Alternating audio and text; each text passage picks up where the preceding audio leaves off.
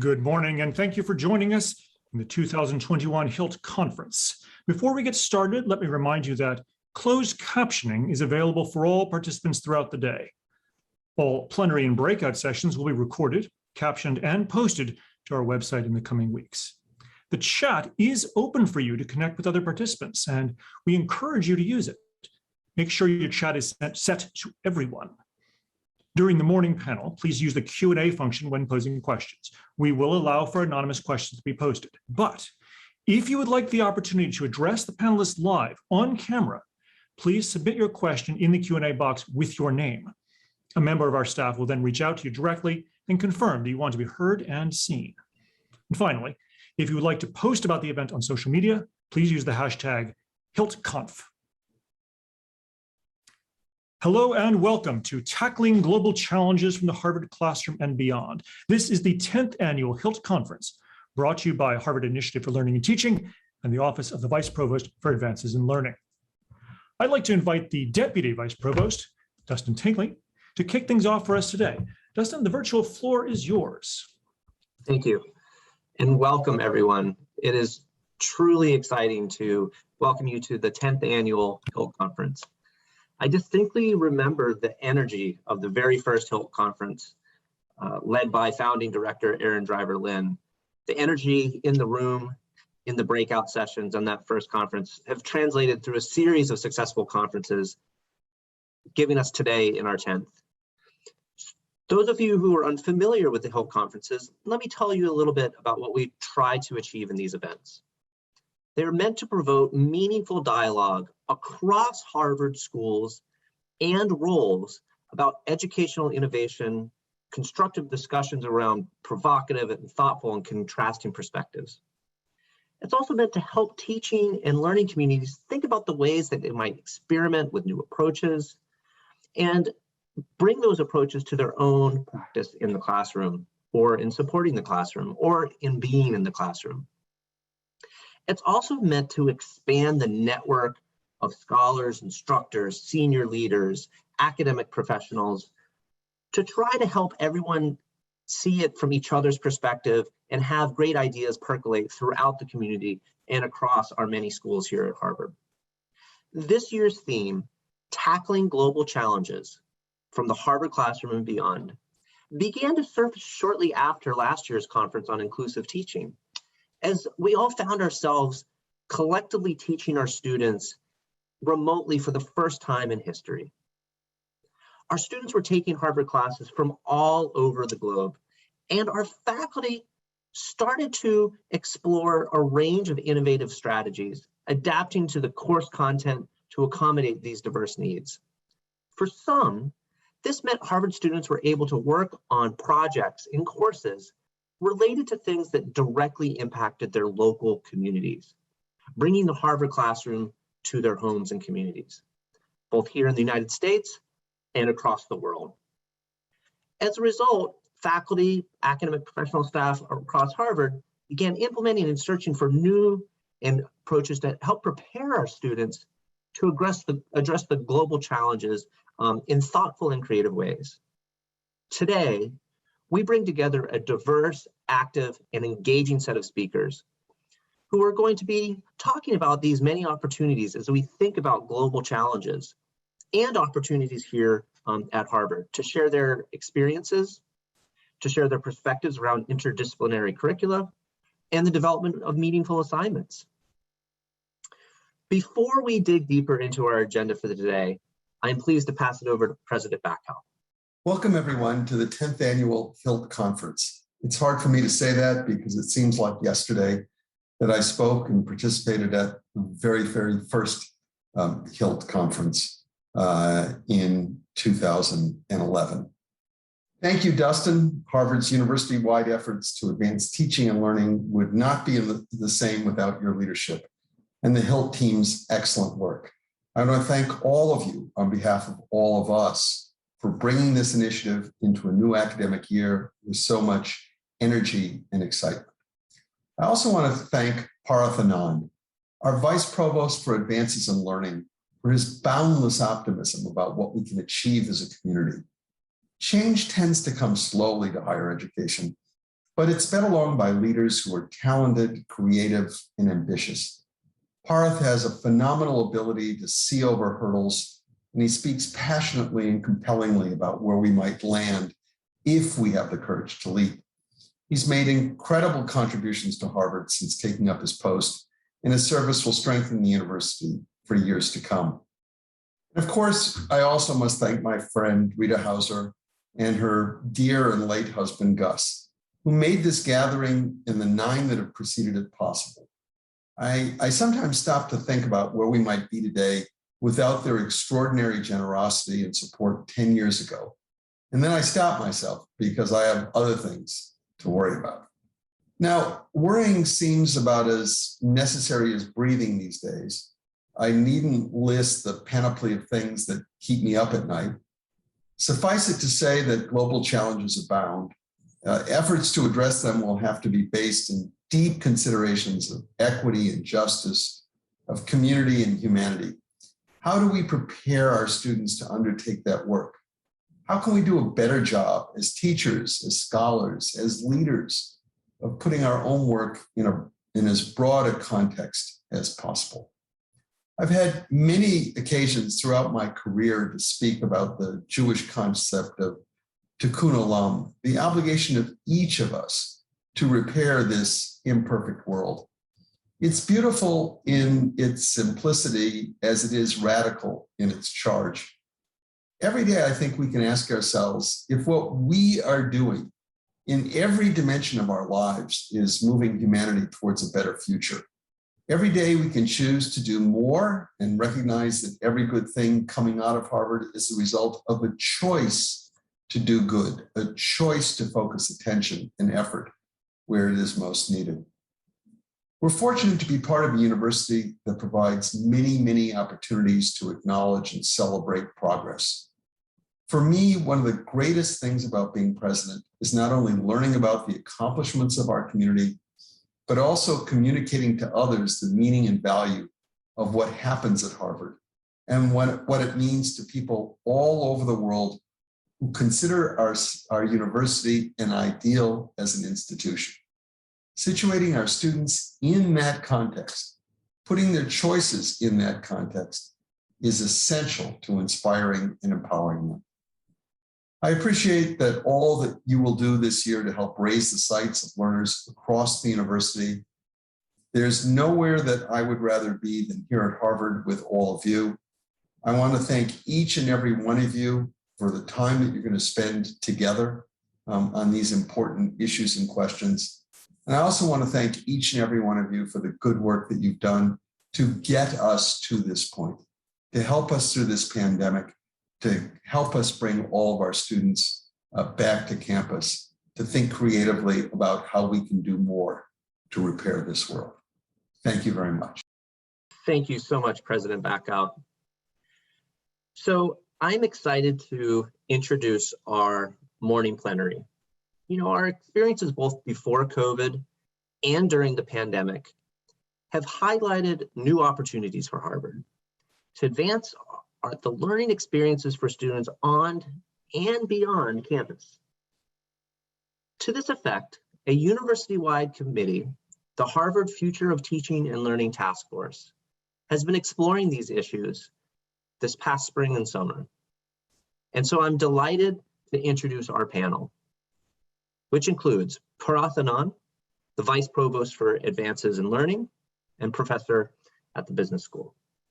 Bridget Terry Long, Dean and Sarah's Professor of Education and Economics in the GSE. Mike Smith, the John Finley Professor of Engineering and Applied Sciences. And finally, Alan Garber, who will serve as our moderator. In this morning's session, they're going to describe potentially transformative opportunities around teaching and learning for Harvard based on the committee's work, and include ways to enhance both in-person and online education. They will also discuss the key questions and challenges that arise as we explore serving broader and different populations. Moderated by Provost Alan Garber. Alan, the virtual floor is yours. Thank you very much, Dustin. thank you for your remarks, and thanks to Larry for his. And I want to thank all of you who are participating for being here. Before we start with the questions for the panel, I just want to briefly reflect on part of what Larry said. Both Larry and Dustin said this is the 10th HILT Conference. I suspect that many of you attended that conference and remember some of the notable statements that were made there, but there was one exchange that really stuck in my mind from that first conference. And many of you will remember, or some of you will know, that it occurred at a time when there was a lot of excitement over MOOCs, massive open online courses. And some, shall we say, hyperbolic statements were made by some people about what MOOCs might do, but most of us recognized that even if the time path that some people were talking about was wrong, the ultimately, this interest in online education was going to have a huge impact on education. And so there was a sense of excitement about what the future might hold. And Rita and Gus Hauser were at the conference, and Rita has not only been a generous supporter of our efforts, but she's been a thought leader herself. And she raised the question, maybe we need to blow up traditional education and have a dramatic shift to new ways of approaching education. And Larry Bacow was on a panel then, and he said that universities have lasted for hundreds of years, and they have not progressed by revolution, but by evolution. So there was a little bit of tension between these two ideas about the rapidity of change.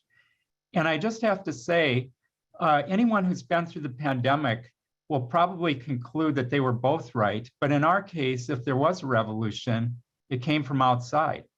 It came from the pandemic, which forced us to change what we did virtually instantly. In the case of Harvard University, over a 10-day period, a massive shift from entirely in-person instruction, with very few exceptions anyway, to entirely remote learning.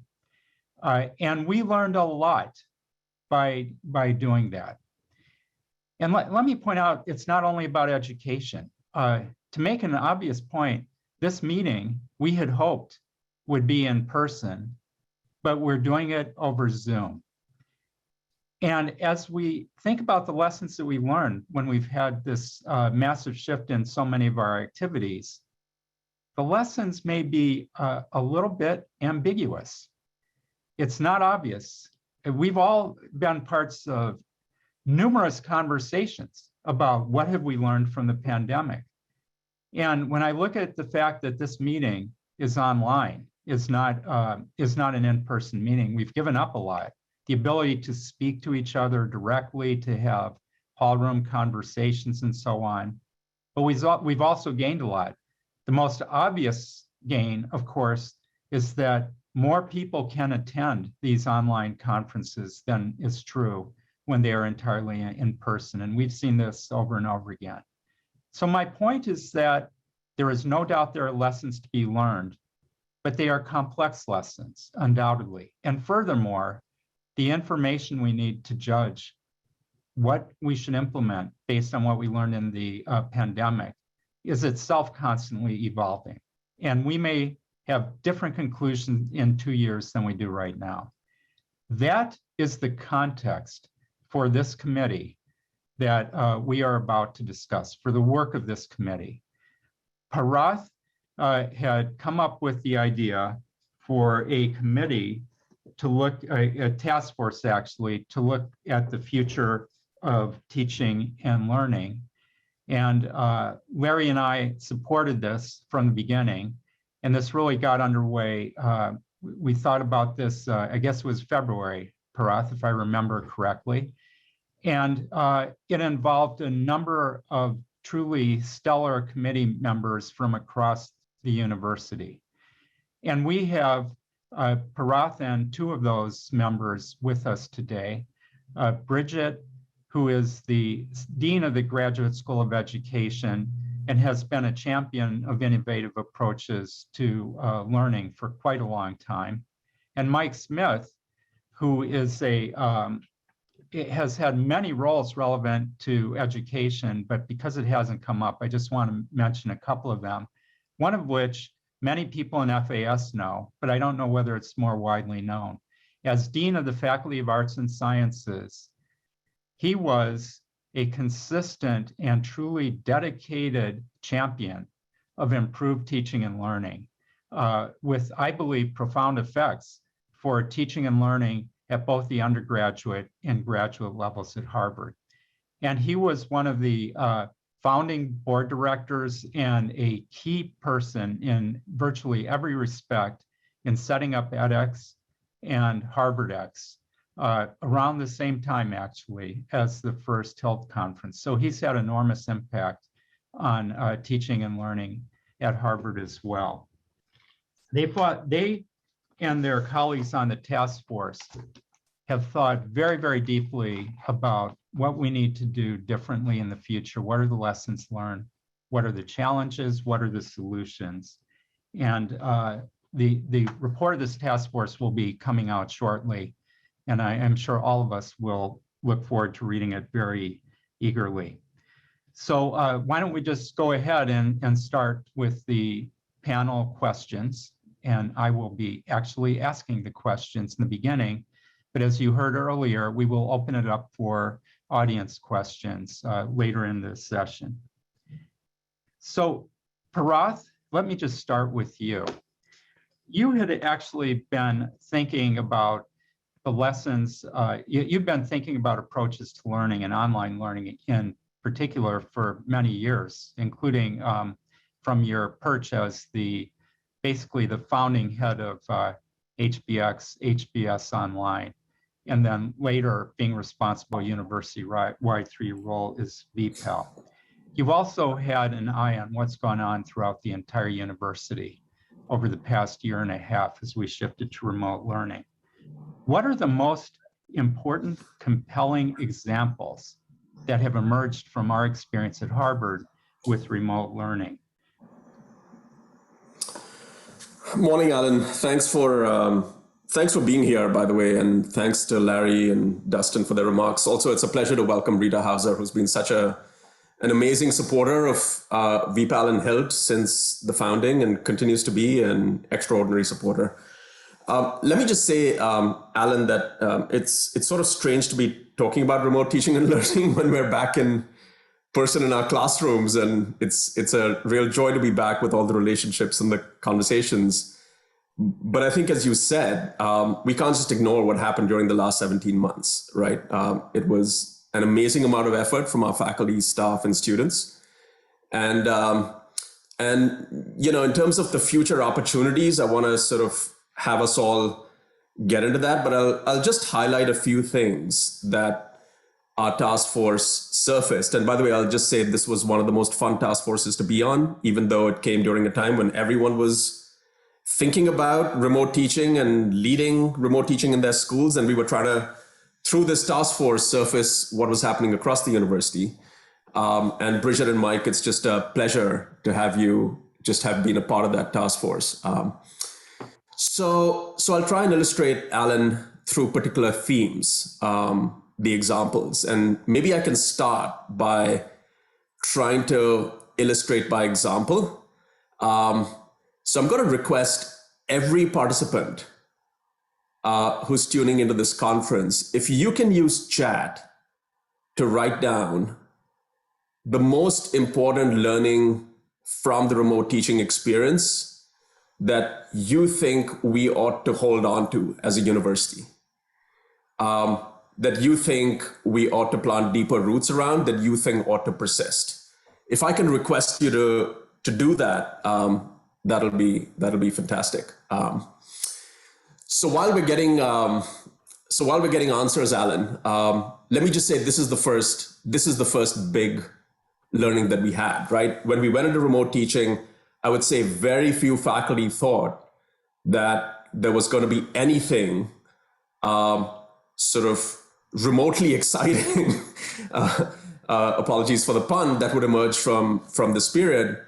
But I'd say the first big learning was around interactivity, right? When you think about digital technologies, the fact that we're already having 30 people in chat post observations while I'm speaking speaks to a much more general principle, which is we can collapse time, right? We can have simultaneous conversations, simultaneous learning going on while the faculty is lecturing through chat and breakout rooms and learning from my colleagues in the GST, these amazing workspaces called Miro boards, and so on and so forth. So that's the first active learning, I think, is now part of our lexicon in a way that it simply wasn't 20 months ago.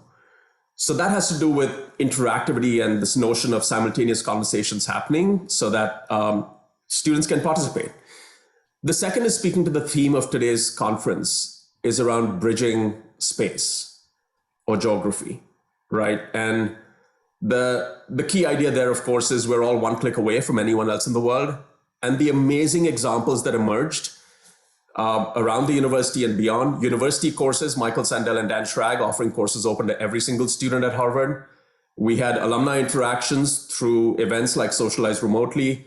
We had guest experts coming in to different courses. This was, by the way, one of the most important things that faculty cited that they enjoyed about the remote teaching experience is getting their colleagues across Harvard to tune in and speak to their students. We had virtual immersions, including, by the way, one course which was done in conjunction with local colleagues in Afghanistan. We had programs reaching African entrepreneurs live, 900 at a time, highly engaging, which we could never have done. And we had virtual degrees, and Bridget will speak about that, where we were able to draw in people from around the world who would never have been able to come to the Harvard campus. So that's all around the theme of bridging space or geography. And the third, I would say, where we are probably beginning to sort of see the opportunity in front of us is personalization. You think about asynchronous recordings and the fact that students can watch them at their own time and pace. You think about assessments where instead of the standard timed monitored test, we had faculty experimenting there. Eric Mazur, by the way, has tried so many different things over the last year, and he was telling me that based on the innovations in his classroom, the students not only did better than previous years, but they gained more confidence. And so I think there's a lot to be sort of unpacked there, but those are the big three themes I'd probably say: interactivity and collapsing time, bridging space, and personalization. Let me just say one last thing, Alan. We had a survey at the end of the spring, and this is when probably most faculty were at their most exhausted, right? After a year and a half of remote teaching. And we asked them, how many of you will try and take back or would like to take back some aspects of remote teaching into the in-person classroom? And that number was 86%. 86% of Harvard faculty. That's stunning. I think we're, and this is not hyperbole, I think we're at the beginning of a transformation. So this is really exciting. Excellent. Thank you, Parath. I'm sure the audience has a lot of questions for you. I certainly do, but we have a lot more to hear from the other panelists. And Bridget, I'd like to turn to you next. And many of you are aware of this, but Bridget and her faculty and staff, I should add, very importantly, made some bold moves during the pandemic and basically fully embraced remote learning, and including some changes that many of us think will probably be permanent. So Bridget, how do you think about residential education going forward and kind of the interplay between residential and remote, or maybe I should say the mix between residential and remote education? Thank you, Alan. First of all, good morning to everyone. But because we are online, it means we can reach people all over the world. So I also want to say good afternoon and good evening. Yes, Alan, it has been a tremendous time for the Graduate School of Education, and also working with colleagues across the university on the task force. And our goals really were to reimagine student learning in all forms, with the aspiration that we could improve learning experiences, whether they're on campus or elsewhere, and reach a broader range of students, of alumni, And we have learned so much in the last year. And I think Prof has articulated a number of those lessons. And now the key point is to capture those lessons. With all of this work, as we think about our residential students, as we think about engaging in more online education, core to all of it, though, is doubling down on what we define as a Harvard experience. And this is one of the reasons I love the HILT Conference. This is a time for us to share and be incredibly thoughtful and reflective on what we've learned about designing learning experiences in all forms for all kinds of students. And it's not that campus doesn't matter. Campus still matters. But what I think we are starting to dream about in much more creative ways as we think about the long term is that we can vary tremendously depending on the specific learning goals, the specific program goals, and also the specific students and where they are developmentally, where they are in terms of their careers. It doesn't have to be one size fits all. So it's been exciting to change the default. Prof has already given a number of examples of what we were able to accomplish in online or virtual engagements. And that's something that at the Ed School, we've wholeheartedly endorsed and are continuing to run with. One of them is physical spaces not limiting us. Things like breakout rooms, and not just having breakout rooms, but the fact as an instructor, you can be very deliberate in how you compose who is going to be discussing, various topics, sharing different perspectives, engaging, and actually living up to the fact that we have a wonderful diversity of backgrounds, identities, perspectives that we want to bring out in the classroom. And as one of my colleagues here at the Ed School said, when you're online, it's as if everyone is in the front row.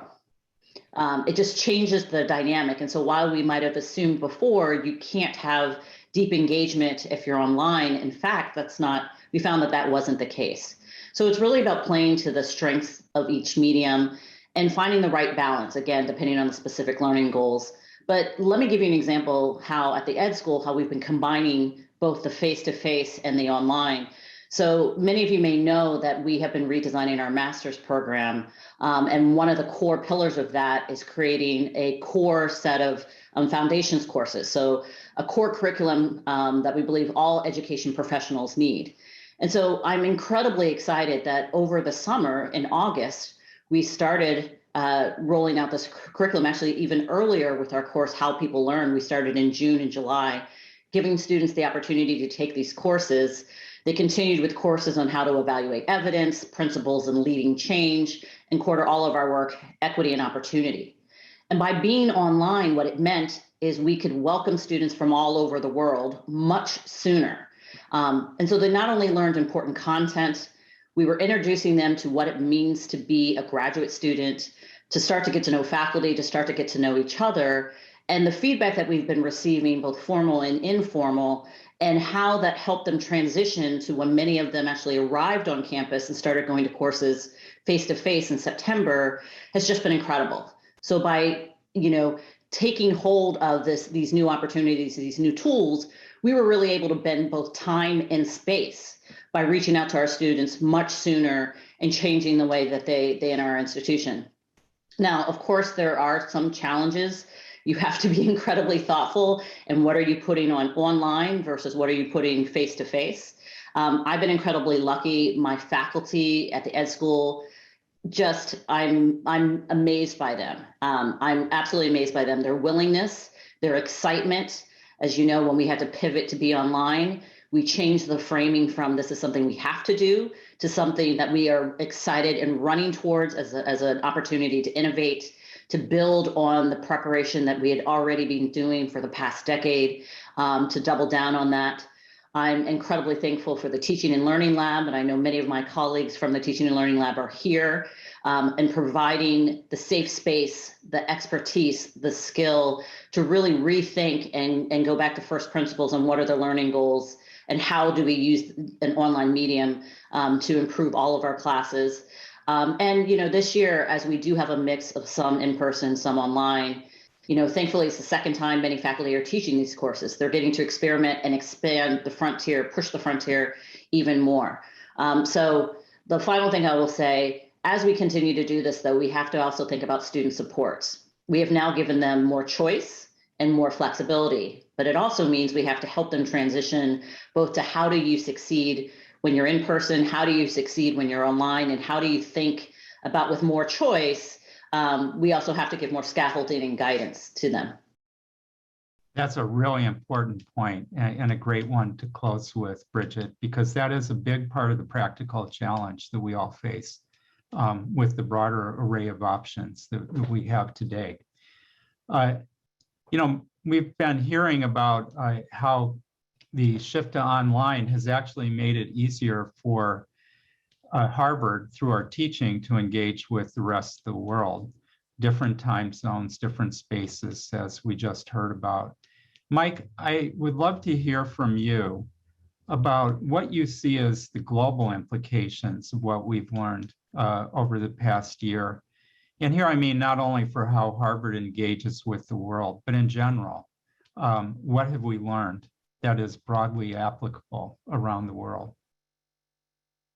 Yes, so thank you, Alan. And my welcome to everyone here this morning, this afternoon, this evening, wherever you are in the world. And can I just say thank you to everyone who's been participating on the chat. It's been fascinating watching the responses to Bharat's questions as we went through here.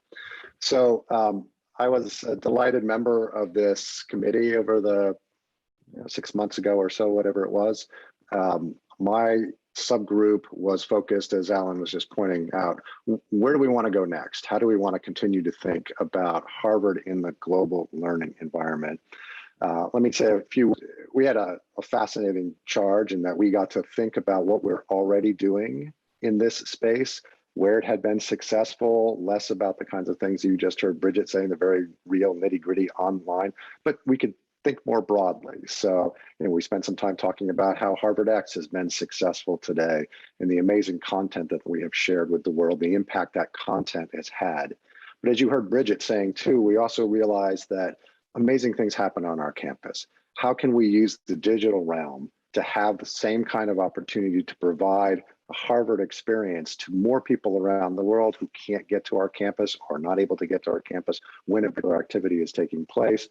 Those kinds of thoughts of it's not just content that we want to be focused on, but how can we build the kinds of communities that we value, that we think are so impactful to the teaching and learning that takes place on our campus, spread that into the digital realm as we move forward. I will say we don't have any answers. We had a fantastic conversation about what we should be doing in this space. And I thought, instead of trying to give you the specifics of the details, I thought I'd dig a little bit more into what Alan was just saying is, why is this the right time? Why is it that this is such an exciting opportunity for us as a community to be doing this kind of work? And so I just pulled a couple of facts. But first of all, let me say, I think education is an exploding market, all right? If you're not excited about being in education right now with everything that's happening, yes, there's pain points in it, but the change that's taking place from the fact that the young people coming into this space, the students that we're getting are actually digital natives today, and their comfort both with what is face-to-face, with what can we be doing online, the real push toward lifelong learning and the reskilling that we need to do as the global work market, which is another thing the university has been looking at for a long time. I often, when I'm talking to colleagues around the world, I mention to them that we educate at Harvard more students through our non-degree programs than through our degree programs. And this has been true for quite a while now, as Alan and Bharat can probably give you the better statistics than I can. And it just floors them to think that we are touching the world in so many different ways. Of course, it started with our extension school, which I had the privilege of overseeing for a while, to the kinds of things that each one of our schools have done, to the kinds of things that we're now doing in Harvard X. So we have this really interesting confluence of these factors, plus the changes in tech, make these online experiences interesting in a way. And then the changes in the market out there. And I just want to give you a couple of numbers if you haven't heard them. The global learning market is estimated in 2021 to be about $7.5 trillion. That's everything. If you just pull out the digital learning aspect of that, it was about $160 billion in 2019. Before the pandemic, people were estimating it would hit $1 trillion market in 2034. Because of the pandemic and everything that happened over that time that we've been talking about, it has now been accelerated, and in 2027, it's supposed to hit $1 trillion market. There's already, it was during this pandemic, 1.6 billion students online. If you look at the actual funding into this market, it's fascinating to see that in 2010, if we go back when we started edX, there's only about $600 million in the ed tech market, right? We were way ahead of that curve. In 2020, it was a $13.8 billion investments from venture capitalists into the ed tech learning market. And just halfway through 2021, it was already at 11.6 billion. So incredible opportunity. We're going to be seeing people coming out with ideas. We need to be doing our part to understand which of these ideas are good. We need to do our part to think about how we can go from everything that we've built and understood here to what is the next avenue for Harvard to continue to reach the world. So I'm incredibly excited and I'm looking forward to continuing that work.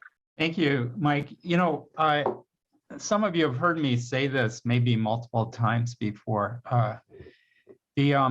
I get asked frequently, what was my biggest surprise when I came to Harvard? And I came to Harvard as provost a little more than 10 years ago. So I'm in my 11th year as provost. And my answer today is the same as it was probably 8 or 9 years ago. The biggest surprise was how dedicated so many members of our community are to excellent teaching. And this may be an example of at least a version of chance favors the prepared mind. When we face this, the opportunity and challenge posed by the pandemic, the fact that we had so many people dedicated to quality learning, quality teaching, quality learning, and throughout this university, I think prepared us in a quite extraordinary way to take advantage of the pandemic. And my comment is prompted by what Mike just said about the explosion in learning in general and but particularly in online learning. And those of us who follow the data know that Harvard has had a huge role in attracting online learners. And it's true through edX, and it's true through the many other ways that we offer online courses. And this is obviously, we have incredible people working on the technological aspects of this, but this wouldn't happen if we didn't have so many people who are dedicated to pedagogy and making sure that students learn. So I just want everyone to take a moment to reflect upon how it is years of consistent effort that have enabled us to get to where we are now. Years of dedication on the part of so many people in our community, especially the people who are here at this conference. So that's my way of saying thank you. Let me just now ask you all about a particular aspect of this, which is online content creation. In the say pandemic and hopefully post-pandemic context, how did our previous efforts in content creation prepare us? And Parath, I'm going to address the question first to you. And if you could tell more about how VPAL approaches this, because we all know it involves teams of people, a multi-angled approach, if you want to call it that, to ensuring that the content is as high quality as possible. What do we do to make sure that we have excellent online offerings? Thanks, Alan. So let me just maybe provide an arc for where online content creation efforts of Harvard have progressed over the last decade. It obviously started with Harvard X, and you and Mike were critically involved at the inception. And obviously the VPAL team, the Harvard X team, has a team of dedicated instructional designers, project managers who work with faculty and content developers to create this content. The progression, and that's true also in DCE, in Harvard Business School Online, in HMX, in different parts of the university. What's changed over the last year and a half? Let me try and capture it through this one statistic. During the first 9 years, it took us a lot of effort, and we got probably about 300 faculty across the university creating online And it traditionally took the form of this long form course structure, right? 30, 70, 90 hours online, which was essentially the mirror image of the residential semester long structure. In 17 months of COVID, that number of faculty who were familiar with online content creation went from 300 to 5,000, essentially 100%. And as one of my colleagues said, COVID was our CTO, right? It essentially accelerated digital content creation in a way that I don't think any of us could have imagined. Most of the faculty who are now familiar with content creation, my prediction is, will not create a long form online course that's 70, 90 hour structure. But everyone is familiar with content creation in short form. And I would say this is one big vector for where I expect Harvard to move. Think about not just asynchronous recordings. And by the way, I was speaking to an undergraduate and I said, what is the one advice you would give faculty in terms of how they can make things easier and better for students? And he said, just record the lectures and put it online. So asynchronous recordings, but then you have podcasts, you have masterclasses, you have all kinds of mix and match formats that our faculty tried over the last year. And a third of them said, we'd love to be able to share this with the world. In other words, there's bidirectionality now. It's not just that online was this outfit creating content for learners outside Harvard, but it's moving back and forth across the residential and virtual boundaries. The second thing is to your point that you just said, the numbers that Mike put out were fascinating. Within that landscape, we have the luxury and the responsibility of shepherding probably the most important brand, right?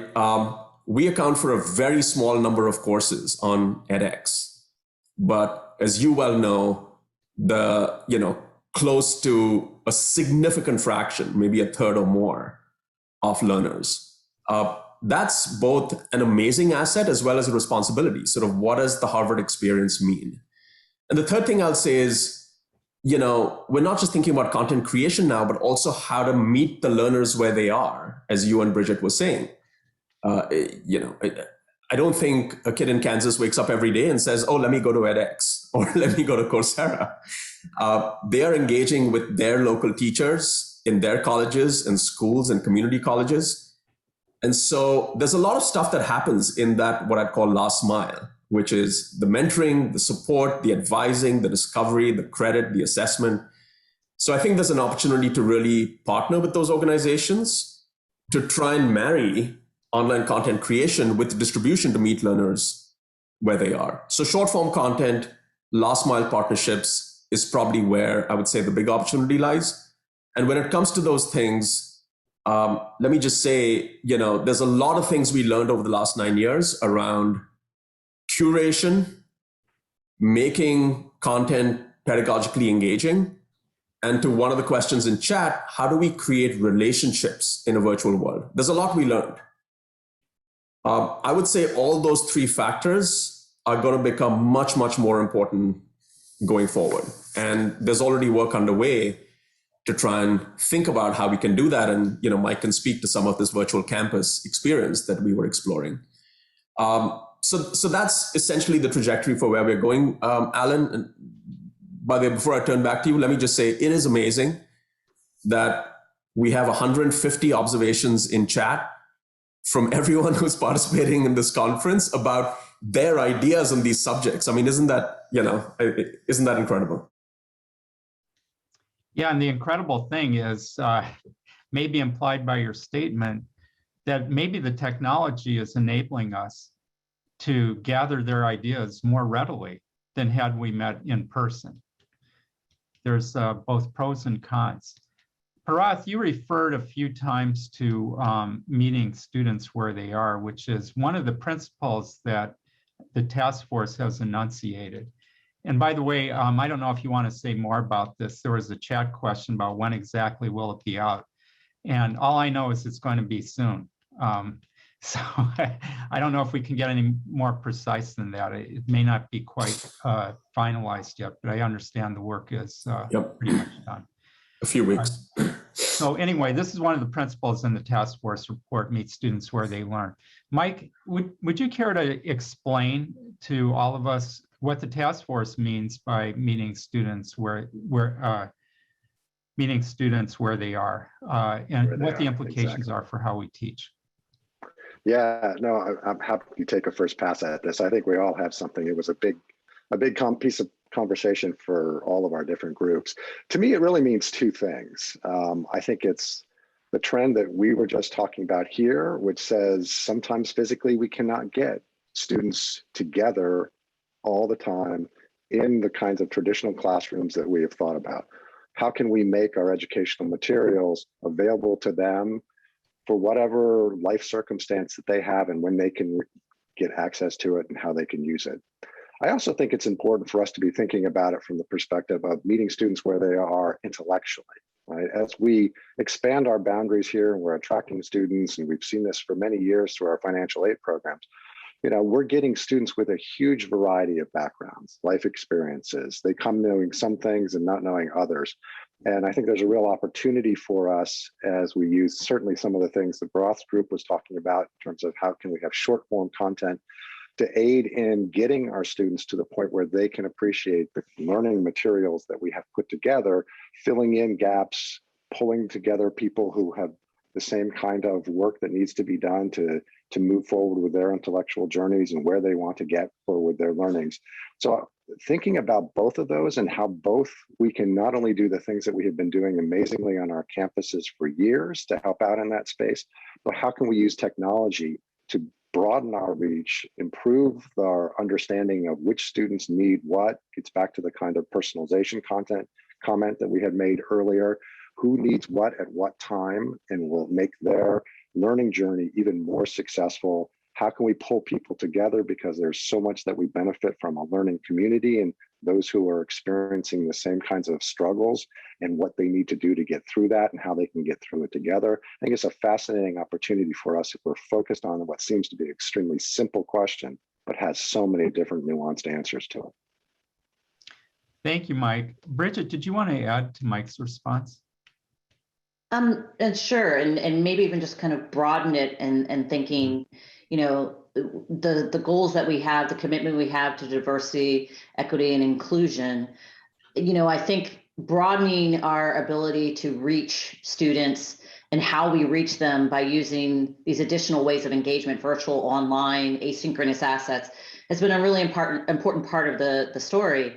What we've found when we switched to being remote is it allowed us to broaden who sits at the table, regardless of geography. So, Alan, as you well know, we opened admissions during summer 2020, just briefly, when we realized that we were going to be online, and we were amazed at the response we got in terms of applications.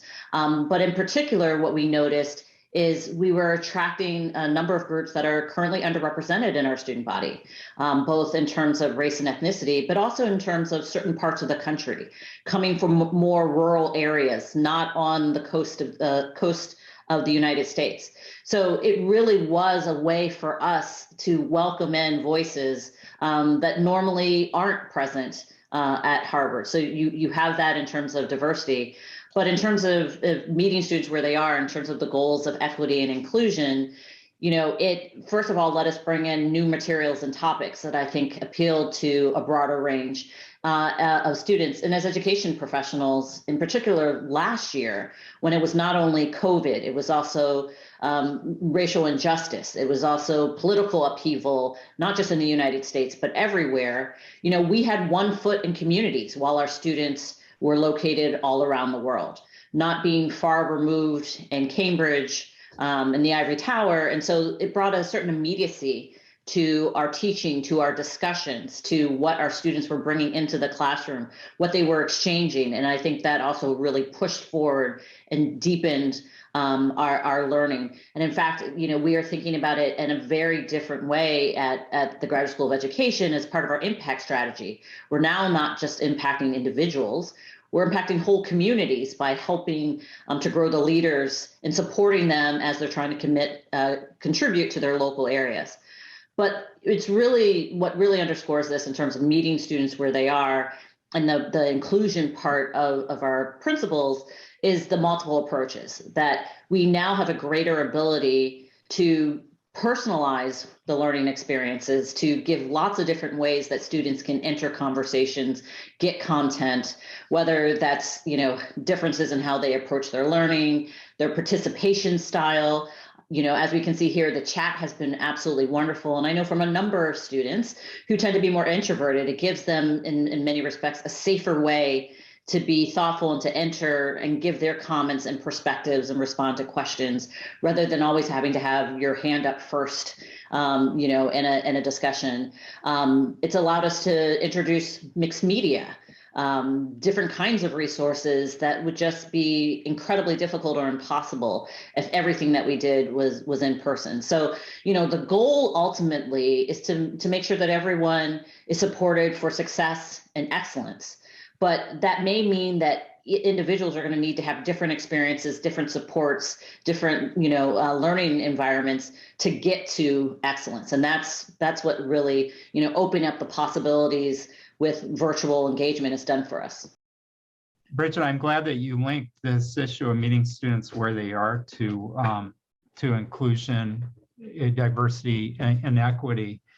And I just want to highlight one part of what you said, which is we traditionally didn't really think that much about the students who, for whatever reason, are not on our campuses because maybe they can't take the time, they're not admitted to our programs, our on-campus programs.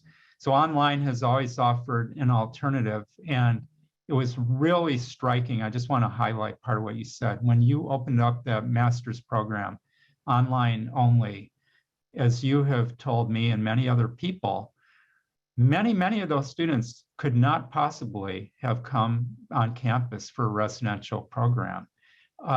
And the benefits of being able to extend a Harvard Graduate School of Education to them will be long-lasting, very, very long-lasting. And here, I just want to also acknowledge there was one very prominent precedent for this. Michelle Williams was at least on here earlier. But the School of Public Health created a largely online, meaning vast majority of the time was spent online with some in-person activities, but it was mainly online MPH program that brought in people like healthcare workers who could not take the time or be away from home for the duration of time that it would take to get a conventional MPH degree. We are actually, we have the potential to vastly expand access. And of course, that's something that people spoke about from the beginning, but it's quite another thing to actually see it in action at the GSE and also in the School of Public Health. Right, to see it in such dramatic terms. And I have to say, the immense amount of talent that is out there. And in fact, I think that's a lot of the reason why my faculty have wanted to continue down this line, because they have been attracted to the caliber of students who may not be able to move to Cambridge for a year, but who, again, are incredibly talented, who are deep in the thick of things, and for whom we know by connecting them to our expertise, our networks, and it actually improves the learning that our residential students are having to be able to interact with those students. Absolutely. Let me just ask a question for all of you. Let's say that I'm an individual faculty member and I read the report of the task force. What can I do as a faculty member? And maybe I should broaden it and say this to, well, any kind of instructor, certainly, but anybody involved in the teaching enterprise at Harvard. What can I do to incorporate the recommendations of the task force? Let me start with, okay, Bharath, looks like you're ready. I was going to cold call Bridget, but I'm happy to go. Look, I think Alan, the locus of teaching and learning is the individual faculty in the classroom with her or his students, right? That's where the innovation happens. So in some sense, this report is not normative with respect to what an individual faculty member can or should do. It's just, do what you think is right for your students in your courses. Having said that, I think what we're trying to do is surface a lot of the themes behind the range of innovations that occurred during remote teaching last year, trying to surface some ideas that are coming out of the faculty responses and share them with everyone, right? In a way that I think everyone can benefit from hearing what others are doing. One of the things that happened during the last 20 months was it was striking that before COVID, much of what HILT was doing was convening the academic staff, the teaching and learning staff across the university who do all the sort of behind the scenes work, helping faculty with supporting their teaching efforts. One of the things that happened during COVID, in fact, Aaron Driver-Lynn was telling me this, was faculty started having peer conversations with each other at a much, much greater tempo. It was like, everyone was sort of an amateur now again, and it's like, let's learn from our peers. And so in some sense, that's, I think, a really important idea that I hope will persist. The other thing is, in terms of normative recommendations, this is really more for the school level academic and program leadership, as well as the university, right? There's a lot we can do to support faculty when it comes to providing incentives, when it comes to trying to think about what the culture is around teaching and learning, how we frame things in terms of what's important and what the priorities are, trying to innovate around program redesigns like Bridget's been doing at the Grad School of Education. And then when you think about the university, there's so many things that are now coming our way in terms of, can we relook at policies around the residency requirement to try and perhaps be a little more innovative with respect to things like hybrid degrees, which, as you said, Harvard Chan opened the aperture for 5-6 years ago. Can we invest in fixed platform investments, which is a critical enabler of everything we're talking about? And there's been work underway around trying to really move to the next level in terms of platform infrastructure. Can we think about, again, sort of deepening those conversations across faculty and staff? So in some sense, this is happening at multiple levels. And I'd say we're not trying to be normative with respect to what any individual faculty should or ought to do. It's more sort of, here's what's happened. And this was one of the amazing things about the task force. There were so many ideas that were being shared about things happening in each individual school that many of us didn't even know about, sitting across the rest of the university. And so that's in some sense the innovation cauldron, I'd say we're just trying to stir. I can build from that. Yeah, please go ahead, Bridget. Sure. Yeah, I think it's incredibly important to point out, for the individual faculty member who's contemplating, what do I do? The most important thing is to talk with your colleagues. And that's some of what we can do at a school level. It's sharing the lessons learned. But I think what the report does is it confirms those lessons. Many faculty, if you ask them to reflect on what they've learned during this period, they don't necessarily realize it's not just anecdotal, but it's actually been widespread, that certain kinds of approaches seem to be particularly effective for certain kinds of learning goals or types of students. So some of what we're trying to do in the report is to confirm that, but also tie it to the fact that, there is a larger literature on learning that many of you who are participating have been a part of. And I keep saying, thank goodness this happened in 2020 and not 20 years earlier, but we are building on a large foundation. Yeah. It's really now just the expansion beyond the 300 to the 5,000. So I think we have to, for the individual faculty members, kind of confirm, encourage, and then support. So I think a lot of this follows to the university and the school level. We need to make it as easy as possible for faculty to continue their growth. Again, to provide them support, a safe way to experiment, to try new things, even things like checklists, promising practice guides, to give them additional ideas to build on as they gain confidence in this.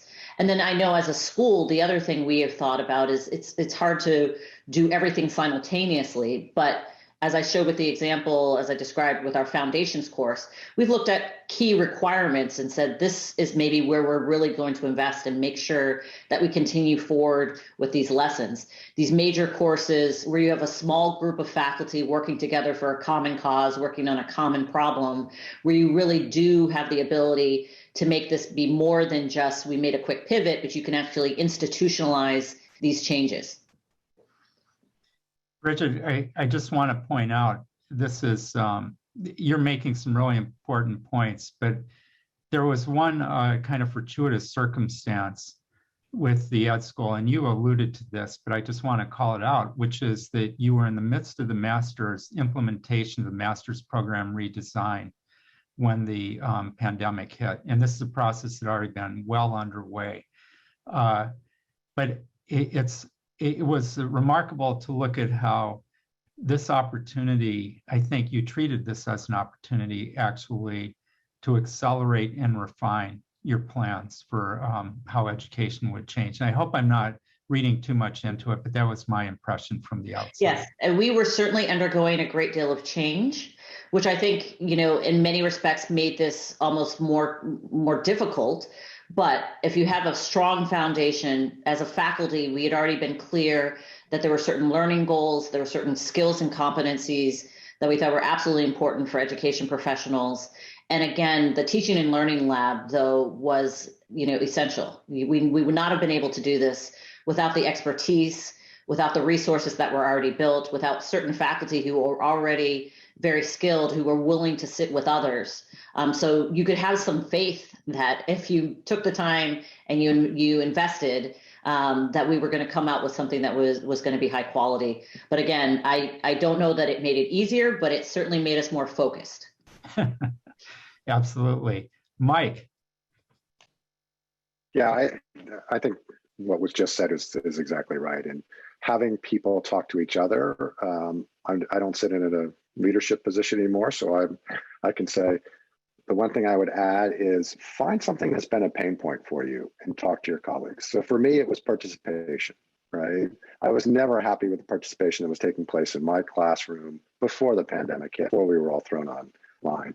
I was leaning way too much on face-to-face kinds of activities. I had to think much more deeply about it when we were shoved online.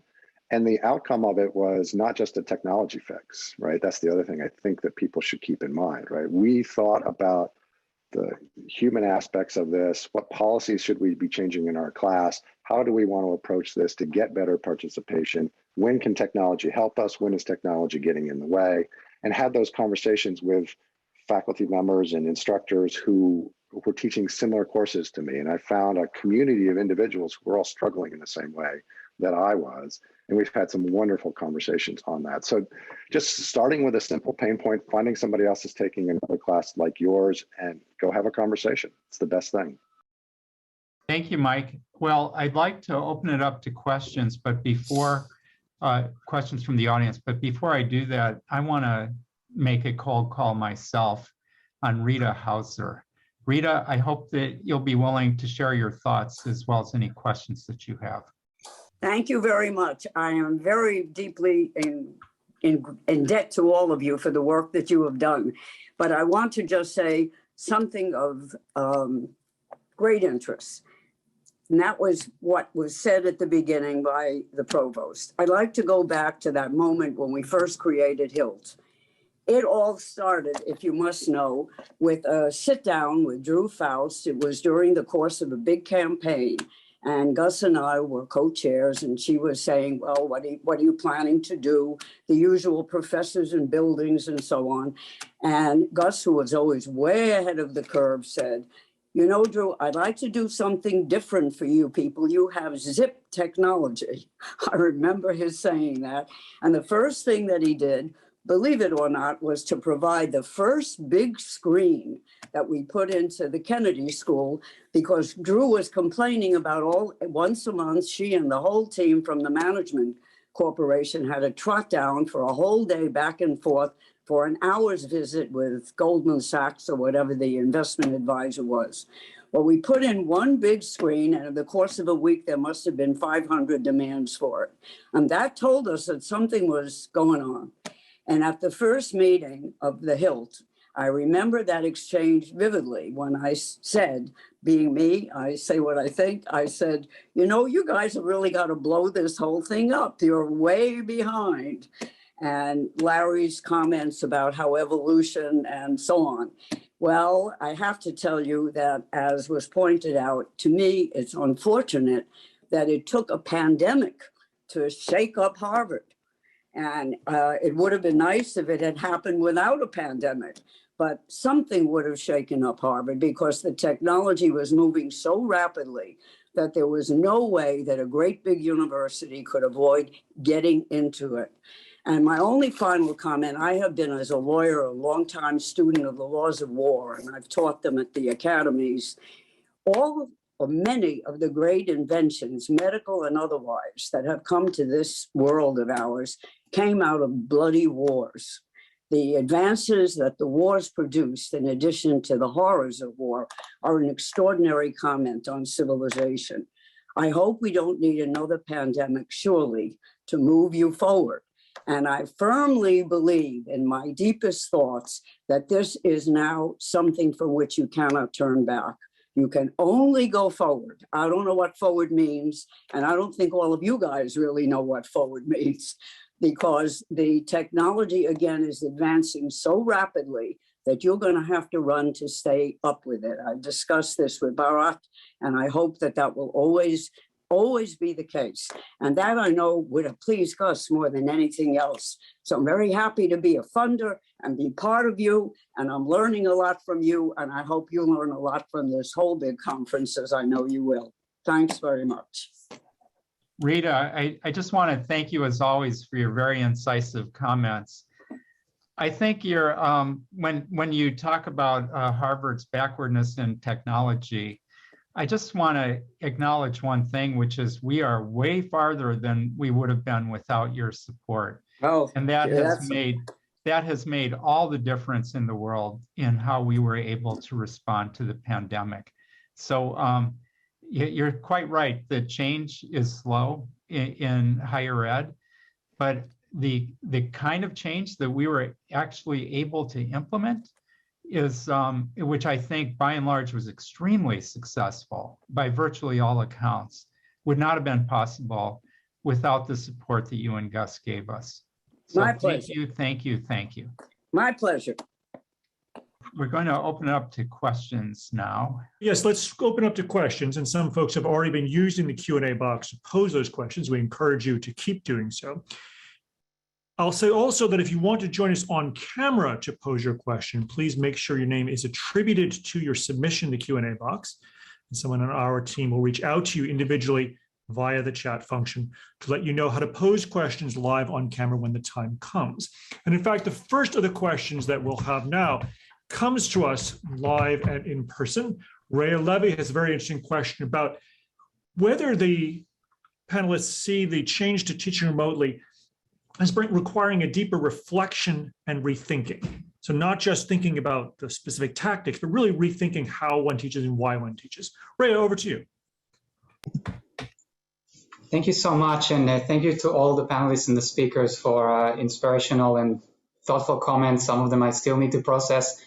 So I'm Rhea, lecturer and curriculum designer in the NEET undergraduate program at MIT from across Cambridge. Been very graciously invited to attend this fascinating conference, very important conference. We're doing a bit of collaborative work with Learning Incubator, Professor Eric Mazur.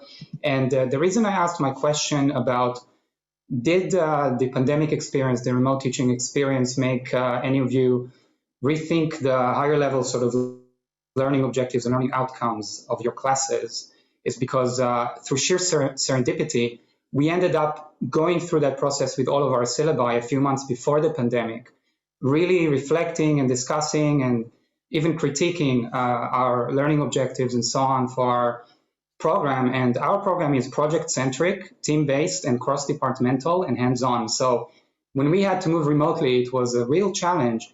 And if we had not thought of the higher level things, I think we would have run into a lot of problems just trying to figure out how to teach.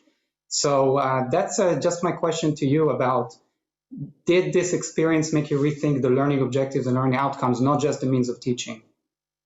And Bridget, maybe we can start with you. Absolutely. Thank you so much for your question. It's a great one. So when we switch to remote and as we think longer term, the first thing you have to do is focus on the learning goals. We made a very strong point to the faculty when we realized we were going to be pivoting to remote education, that this could not just be putting your lectures online, that it had to be completely rethinking how you were going to accomplish your learning goals. So the first thing you had to start with were the learning goals. I think this gave an excellent opportunity for faculty to take that moment, and whether their course is face-to-face or online, I think there's been a general improvement in our teaching because, again, going back to that first principle of what are your learning goals. It's also an incredible time, particularly in education, with so much change. So it was a wonderful time to do a lot of updating, to inject some of the contemporary debates and conflicts and so forth. And so I think many faculty members were excited to do that. So I would say absolutely yes. And as my colleague, one of my faculty members, Joel Maida, said, in some ways you have to Marie Kondo your syllabus. You have to go back and say, what is essential here? Another reason why that ended up being important, though, was to make space, given the fact that we were in the midst of a pandemic and so many other ills, that to also build in the supports, the attention to wellness, to be much more deliberate that since we were going to be in a remote environment, we had to take more time to connect with who we were as scholars, as individuals, what we were bringing to the material. So all of that was absolutely critical. This is not just let's throw some long videos online and call it a day. Mike, maybe we could turn the question to you, particularly as you think about reaching folks globally. Is any rethinking involved?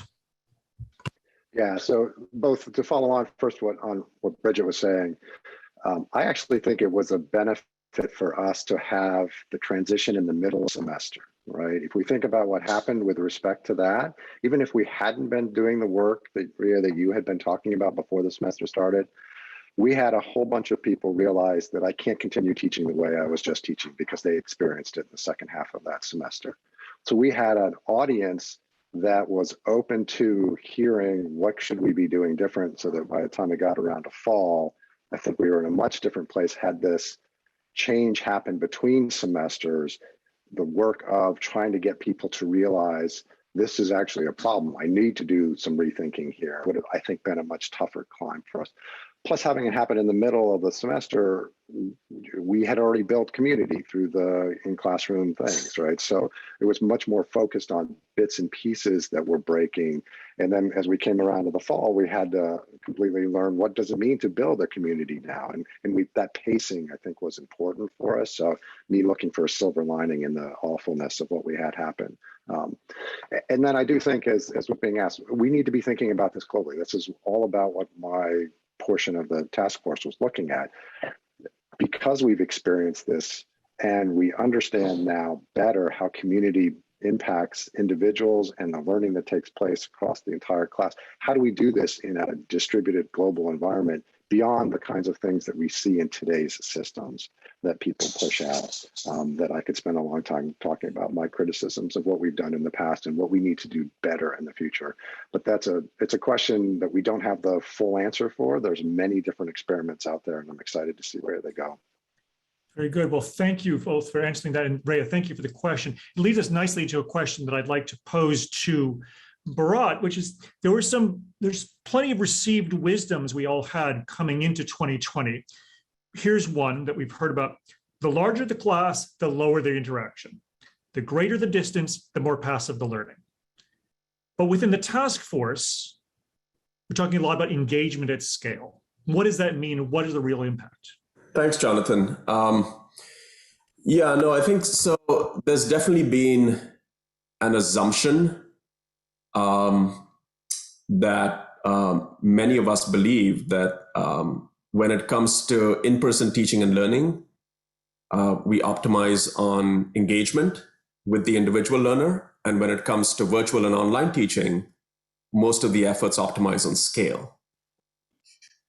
And it's almost like never the twain shall meet. right? I would say, and this was one of the principles or the aspirations that was made explicit in the task force, how do we engage at scale? And in some sense, if you look at sort of all the examples that we've been talking about, from not just, the virtual pilot degrees that Bridget and some of the other schools were leading, to try and make sure we have an equivalent engagement. Very different experiences, but identical outcomes, regardless of whether you're in person or at a distance. You look at the live streaming of classes by folks like David Malin into Yale and other institutions. You look at this program I was referring to, Africa Live, Gary Elkins, Kareem Lakhani, Tarun Khanna, teaching through Zoom to 900 people simultaneously with massive engagement. And you might ask, how do we do that? And it turned out to be very simple. It was division of labor. One person was asking the questions to lead the case discussion. Another was essentially being the scribe using the boards. And a third was responding to all the questions and observations on chat. And suddenly you had engagement from everyone, regardless of whether they're speaking or not.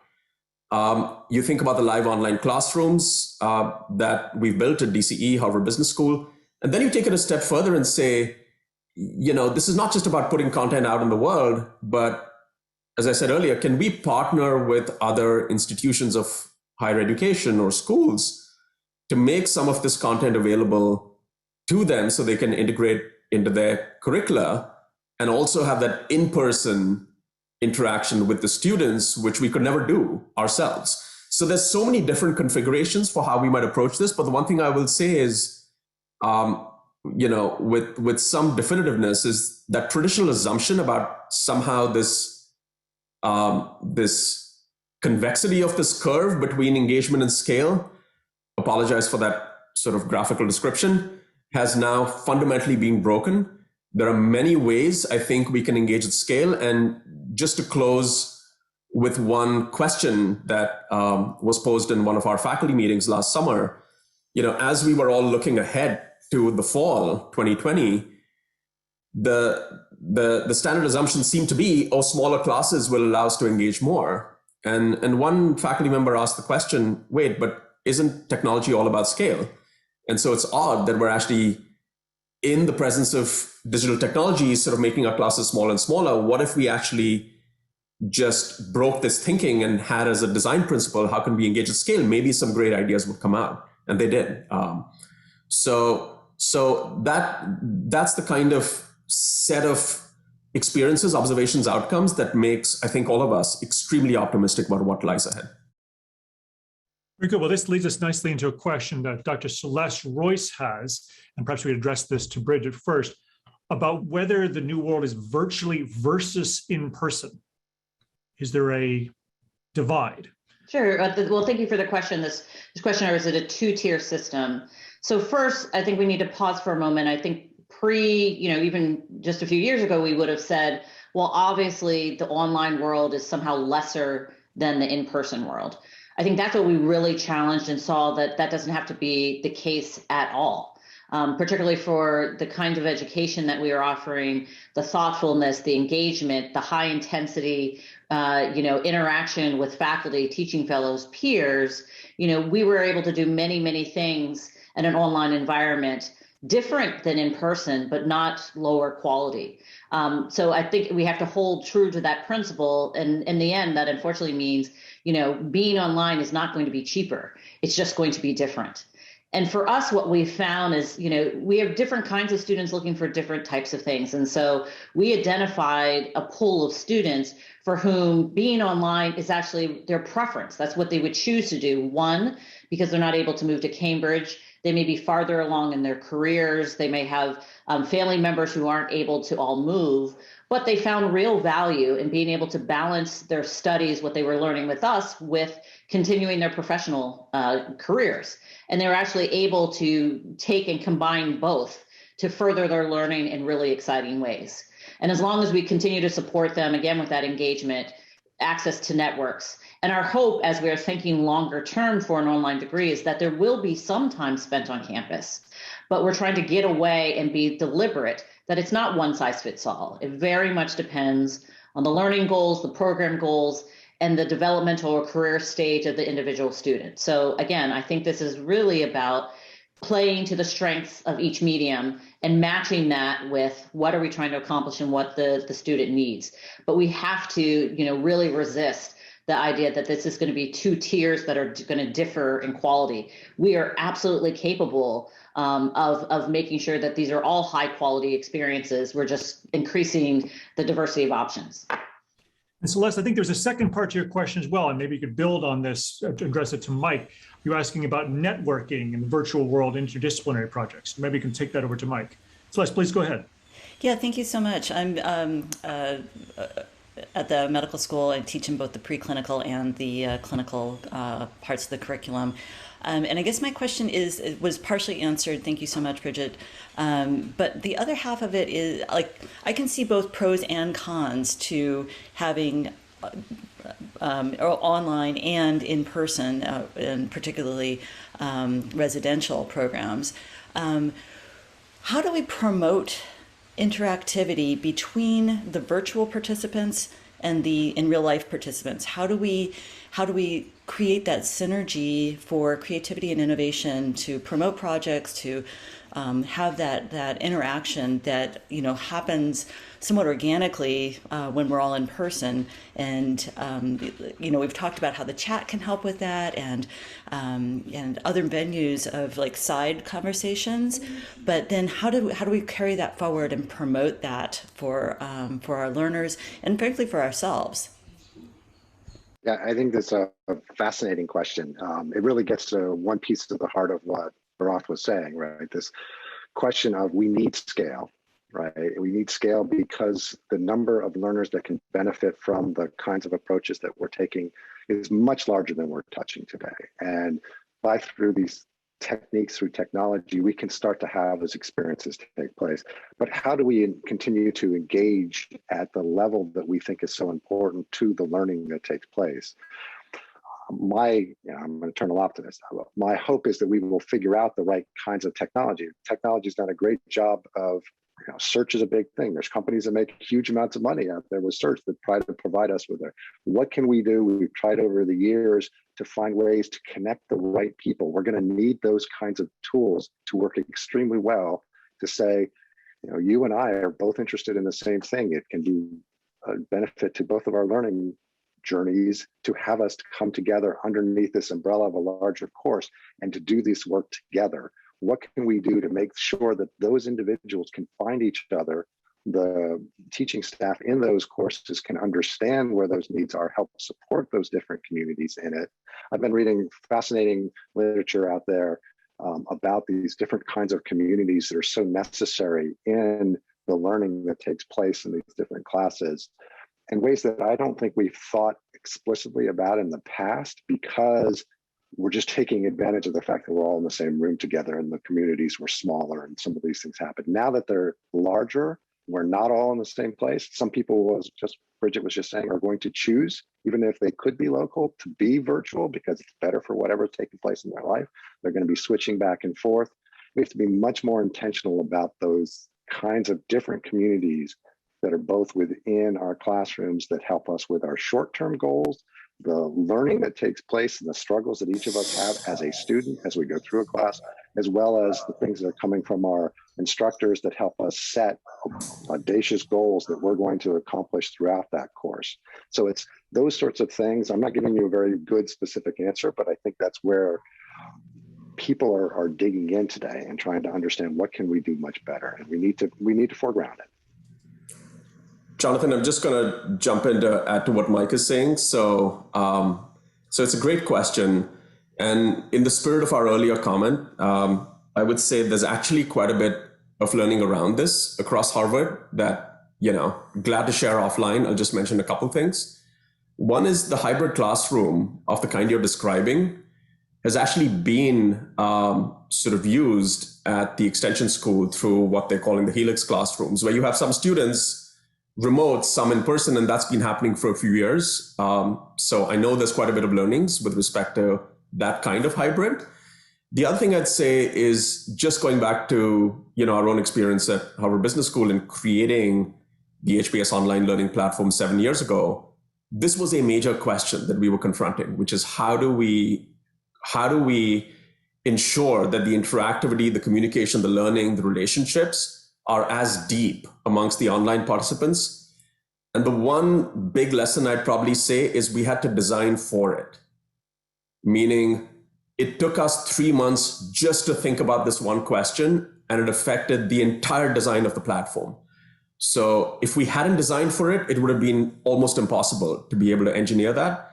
The last thing I'd say, the role of the faculty, right? Which is when you have students remote and students in class, the role of the faculty in drawing in to make the remote students feel they're a part of the conversation probably trumps everything else.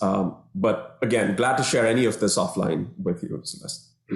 We're just about out of time for questions. And I want to make sure that Alan has an opportunity to comment on either this last question or any of the questions that have come up so far before handing it back to Dustin. Well, Jonathan, let me just say, because we're at the very end, there was a question among the questions about, let me see if I can reread this here.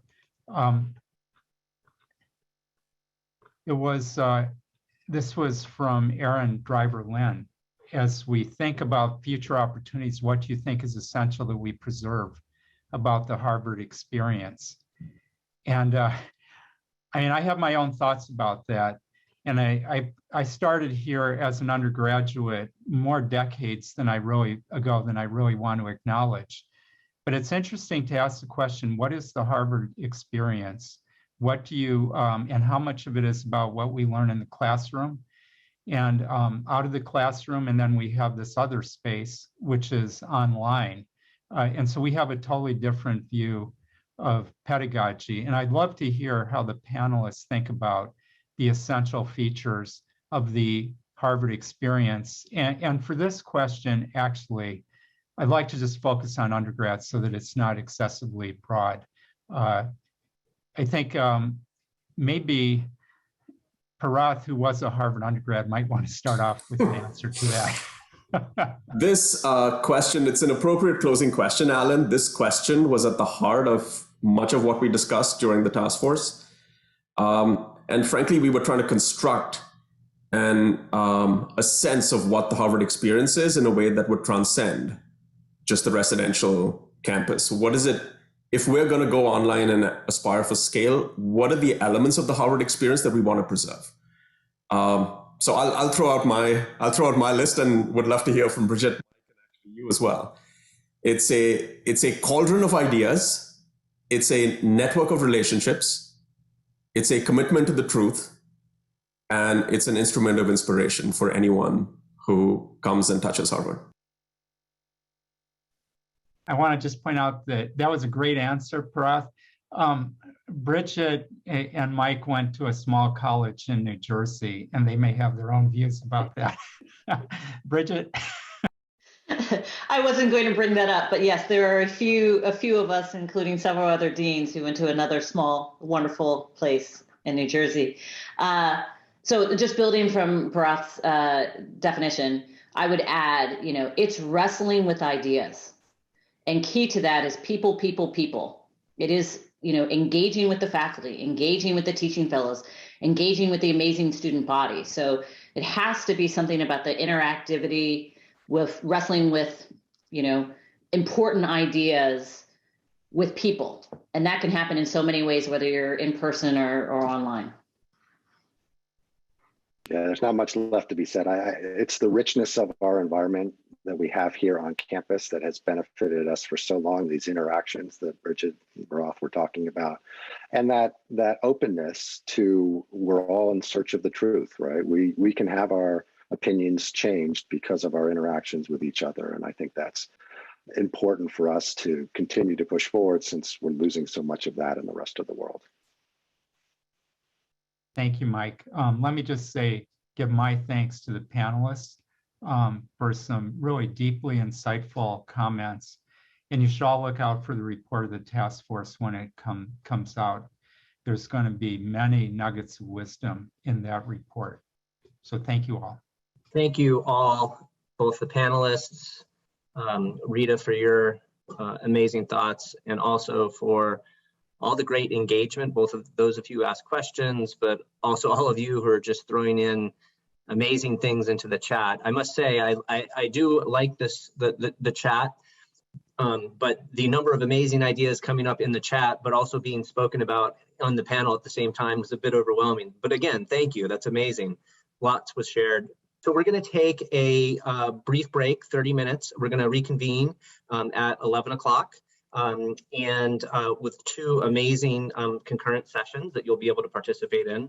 All of you should have received emails with links to those. If you are missing any of that, please email the HILT team, hilt@harvard.edu, and we'll point you in the right direction.